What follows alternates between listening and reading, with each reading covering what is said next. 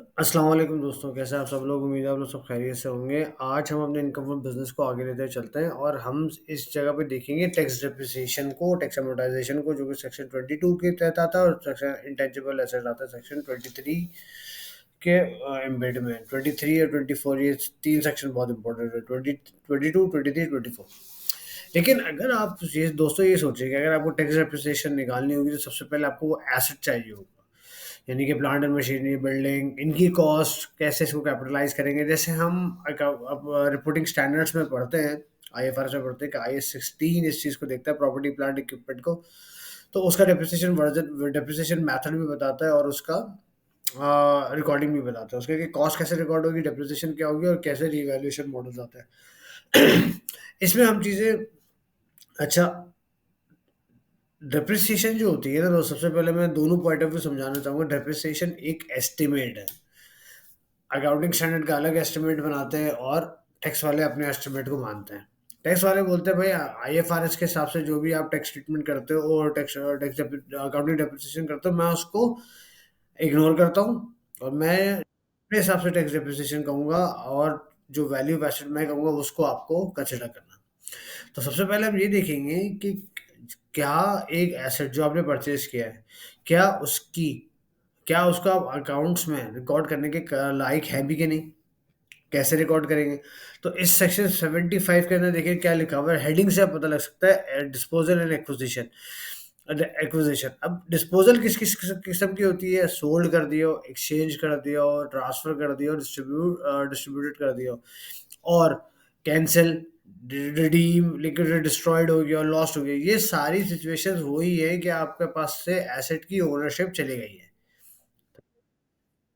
Income tax ordinance ये बात कहता है कि अगर कोई एक ऐसा एसेट जो आपने अपने बिजनेस के अंदर उसको पोजीशन उसकी रिकॉर्डिंग की है और उसको आपने यूज किया है to derive income chargeable to tax under the head income from business.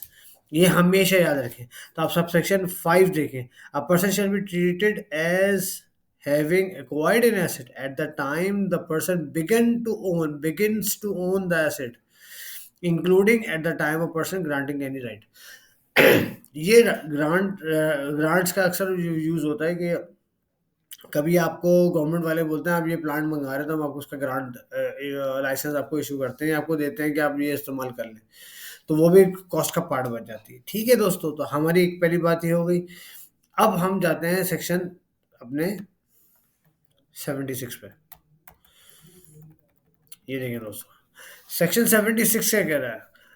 Cost. Cost किसकी? एसेट की। पहली बात है कि आपने वो चीज़ खरीदी, अच्छा उस चीज़ को खरीदा है, उसको आपने जस्टिफाई कैसे करना है कि ये कॉस्ट हमारी है। आपके पास या तो इम्पोर्ट्स के बिल होंगे, इम्पोर्ट की जेडी होगी या इनवॉइसिंग होगी, आपके पास सपोर्टिंग डॉक्यूमेंट होना बहुत बहुत ज़रूरी होता है। अब इसमें ये कहा है कि टोटल कंसिडरेशन पेड आपने जो की हो, वैल्यू इन काइंड हो, यानी कि गुड्स के अगेंस्ट में गुड्स या पैसे दिए हुए हों आपने, या उस पे कोई भी इंसिडेंटल चार्जेस किए हुए हों, या कोई ऐसे एक्सपेंसेस किए जिससे उसको ऑल्टर किया जाए या उसको ऑपरेशनल लेकर आया जाए। ये सिमिलरली वही डेफिनेशन है जो कि आई एस 16 में भी है। ठीक है ना दोस्तों? तो इससे फ़र्क पड़ गया कि ये सारी चीज़ें वही हो गई तकरीबन तकरीबन, सिर्फ़ आपका एसेट जो है वो यूज़ होना चाहिए बिज़नेस पर्पज़ के लिए। ठीक है दोस्तों? यहाँ तक कोई अगर आपको सवाल है तो आप पूछ सकते हैं। अब हम एक जाते हैं कि टैक्स एप्रिसिएशन कैसे निकालते हैं। अच्छा, इसके बाकी जो बात के सबसेक्शन है ना, वो मैं दूसरे टॉपिक के साथ रिलेट करके पढ़ाऊँगा इंशाल्लाह। हम जाते हैं सेक्शन 22 पे।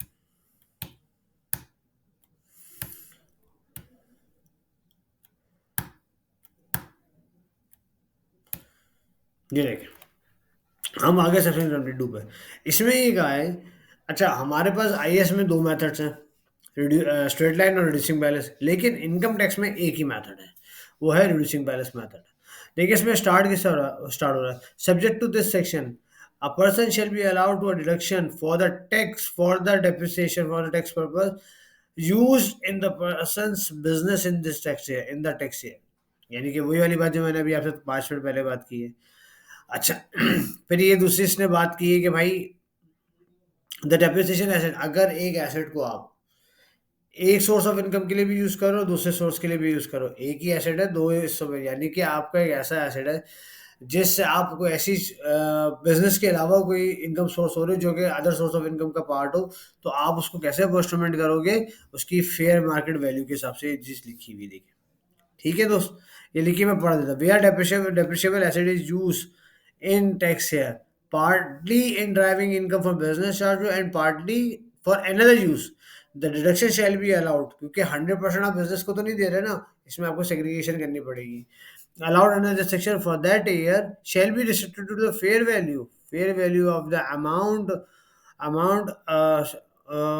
restricted shall be the fair proportion part of the amount that would be allowed if asset was wholly used to drive income।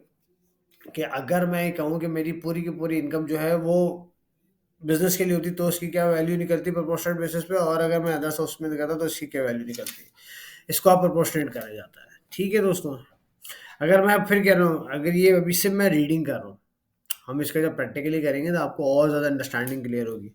अच्छा, पांचवा सबसेक्शन उसने कह दिया, the written down value of the depreciable asset of a person at the beginning of the year. अच्छा, याद रखें हमेशा बात, अगर आपने कोई एक एसेट खरीदा साल के बीच में, तो टैक्स वाला कहता है कि भाई आप पूरे पूरे हिस्से का ले लो, मतलब पूरे साल का टैक्स लो, और जिस साल में डिस्पोजल करो उस साल का डेप्रिसिएशन नहीं मिलेगा। जबकि आईएफआरएस अलग बात करता है, वो कहता है भाई जिस दिन से लिया उस दिन से स्टार्ट करना, और जिस दिन पे खत्म किया उस दिन से करना।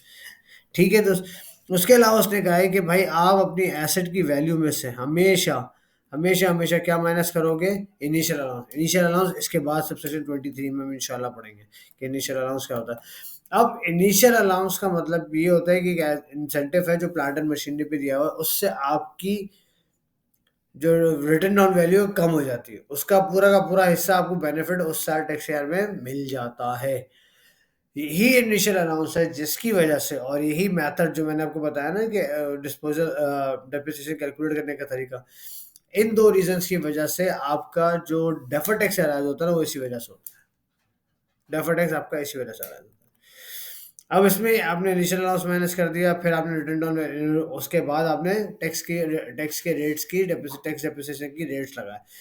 टैक्स डेप्रिसिएशन की जो रेट है वो आपको third schedule of income tax ordinance मिलेगा, जिसमें आपको पता लगेगा कि किस किस चीज़ पे कितना रेट लगा, plant and machinery, building, office furniture, office equipment, सब आपको पता लग जाएगा। ठीक है दोस्तों, तो इसमें जो सबसे क्रक्स सबसे इम्पोर्टेंट बात है ना, वो ये है कि सबसे पहले आपको एसेट ओन करना ज़रूरी है।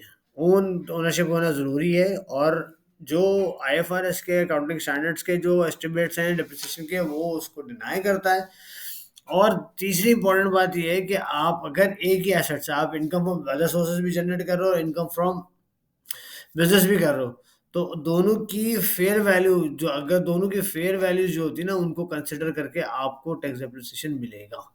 ऐसा नहीं होता कि, यानी कि अगर मैं ये कहूँ, सिंपल करता हूँ, अगर मैं ये चीज़ सोली बिजनेस के लिए लेता तो उसकी फेयर वैल्यू मार्केट वैल्यू क्या होती, और अगर मैं अदर सोर्स ऑफ इनकम में यूज़ करता तो उसकी फेयर मार्केट वैल्यू क्या होती है? दोनों में फ़र्क आ जाता है ना, क्योंकि वेयर एंड टेयर का डिफरेंस आता है ना।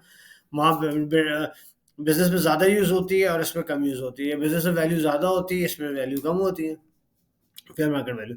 तो ये डिफाइन किया जाता है इस पॉइंट ऑफ टाइम पे कि किस तरीके से आपको अपने एक एसेट की जो रिडक्शन अलाउड है उसको कैसे सेग्रीगेट करना है, एक मेथड बताया आपको। तो ये टैक्स डेप्रिसिएशन से रिलेटेड चीज़ें हैं, हम इंशाल्लाह जब आप प्रैक्टिकली सवाल करेंगे इसके ऊपर तो हम और ज़्यादा क्लियर होंगे कि हमें टैक्स डेप्रिसिएशन कैसे निकालनी है, इनिशियल अलाउंस कैसे निकालना है। ठीक है दोस्तों, अगर तो मैं शॉर्ट वीडियो इसलिए बनाता हूँ ताकि आप लोगों को थोड़ा-थोड़ा रोज़ाना सिखाता रहूँ टैक्स के बारे में, ताकि आपको नॉलेज इसकी बढ़ती रहे दिन ब दिन। अपना बहुत ज़्यादा ख्याल रखिएगा। अस्सलाम वालेकुम।